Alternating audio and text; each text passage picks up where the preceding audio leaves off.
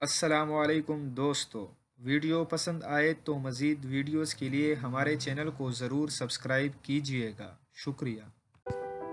مولانا طارق جمیل نے انکشاف کیا کہ عمران خان نے اپنا ذاتی نمبر دیا اور کہا کہ مولانا صاحب، جب بھی آپ کو لگے کہ میں کچھ غلط کر رہا ہوں تو آپ نے مجھے بتانا ہے اور مجھے اس معاملے میں بہترین نصیحت کرنی ہے۔ عمران خان نے کہا کہ کسی وقت بھی رابطہ کر سکتے ہیں، میں آپ کی بات سنوں گا کیونکہ ہم آپ کی رہنمائی میں پاکستان کو مدینے جیسا بنانا چاہتے ہیں۔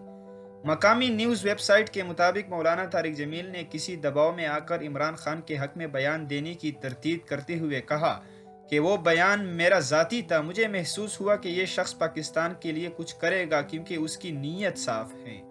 واضح رہے کہ کچھ عرصے قبل ممتاز عالم دین مولانا طارق جمیل کا ایک ویڈیو پیغام سامنے آیا تھا